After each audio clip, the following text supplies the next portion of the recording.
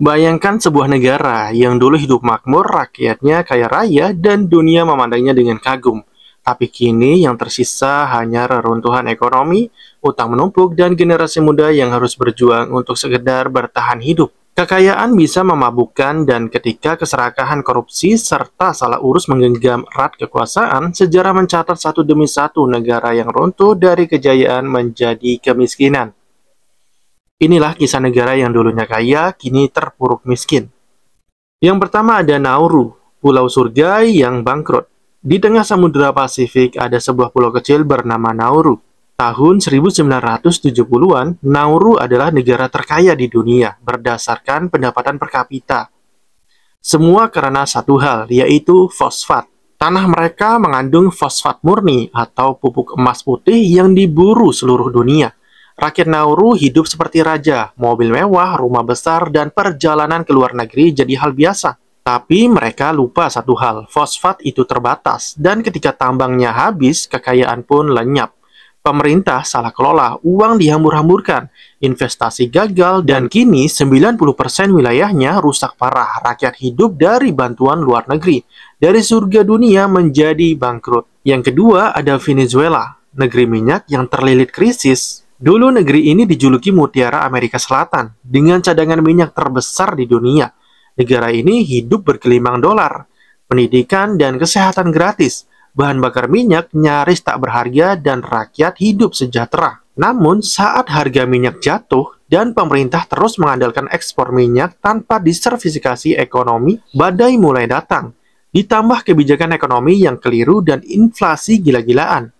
Venezuela terjerumus dalam krisis kemanusiaan. Akhirnya, jutaan warga meninggalkan tanah air untuk mencari harapan di luar negeri. Negeri kaya minyak kini berjuang untuk sekedar makan. Dan yang ketiga ada Argentina, dari harapan dunia ke krisis tak berujung. Awal abad ke-20, Argentina adalah salah satu negara terkaya di dunia, hingga dijuluki Paris dari Selatan. Namun, di balik kemewahan itu, krisis politik dan kebijakan ekonomi yang tidak konsisten menghantam keras. Korupsi, inflasi, dan utang luar negeri membuat Argentina terus jatuh bangun. Hari ini, rakyatnya hidup dengan inflasi lebih dari 100% dan mata uang mereka terus kehilangan nilai. Negeri yang dulu menjanjikan kini jadi pelajaran mahal tentang ketergantungan dan mismanagement. Dan yang keempat ada Zimbabwe, uang sejuta tak bisa beli roti. Negeri ini dulunya dikenal sebagai lumbung pangan Afrika. Tapi saat kekuasaan terpusat dan kebijakan agraria diubah drastis, ekonomi jatuh bebas. Pemerintah mencetak uang untuk menutup utang dan hasilnya hiperinflasi paling parah dalam sejarah modern. Tahun 2008, harga-harga naik 231 juta %. Bayangkan, uang jutaan dolar Zimbabwe hanya cukup untuk beli satu roti. Kini, meski perlahan bangkit, bayang-bayang kemiskinan masih membelenggu. Dan yang terakhir ada Kuba, dari surga Karibia ke negeri yang terisolasi. Sebelum revolusi, Kuba adalah pusat kemewahan Karibia. Wisatawan datang dari Amerika. Havana penuh gemerlap dan musik salsa.